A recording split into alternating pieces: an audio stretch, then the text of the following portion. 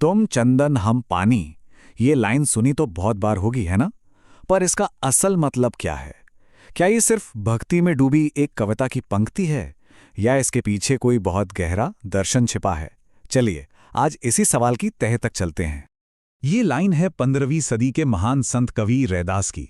सदियों से भक्ति और समर्पण का ये सबसे खूबसूरत प्रतीक मानी जाती रही है।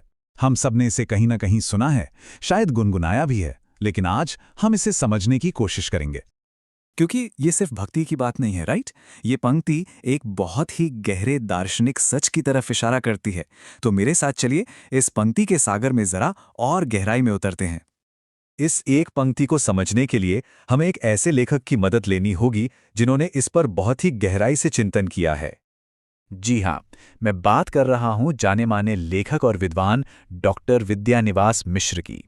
उन्होंने अपने एक निबंध में इस छोटी सी पंक्ति के जरिए विचारों का एक ऐसा ब्रह्मांड खोल दिया है जो हमें इस कविता के असली मायने समझने में मदद करेगा।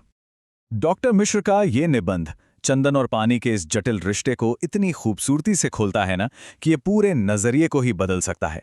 तो चलिए सीधे इसी में उतरते हैं।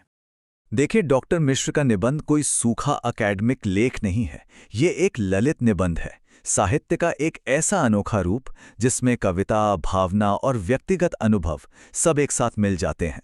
और शायद यही वजह है कि वो इतने मुश्किल दार्शनिक विचारों को भी इतने सरल और दिलचस्प तरीके से समझा पाते हैं, जैसे मानो कोई कहानी सुना रहे हों। इस विषय से डॉक्टर मिश्र का व्यक्तिगत जुड़ाव कितना गहरा है, ये उनकी इस बात से साफ पता चलता है।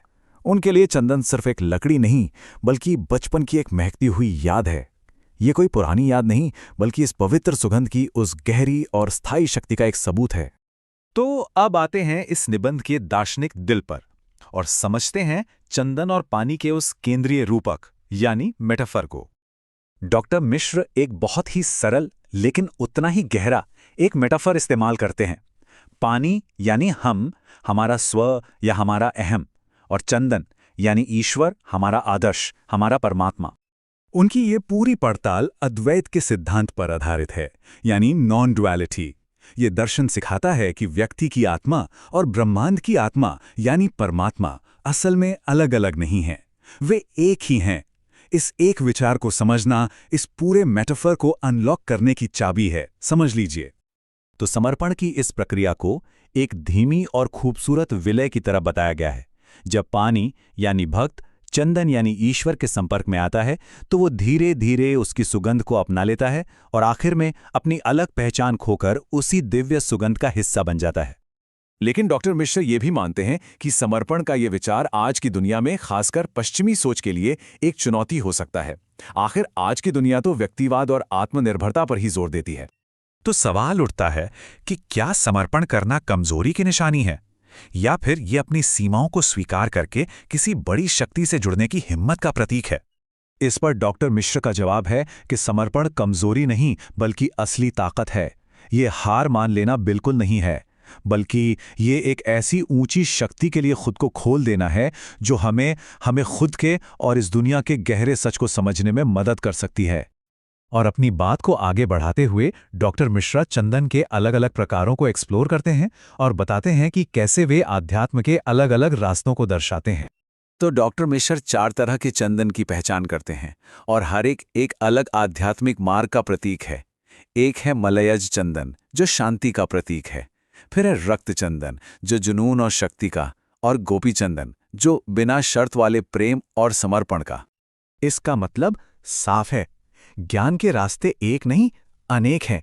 जैसे चंदन के कई प्रकार हैं, ठीक वैसे ही आध्यात्मिक बोध तक पहुंचने के भी कई अलग अलग रास्ते हो सकते हैं। कोई एक रास्ता सबके लिए सही हो ये जरूरी नहीं।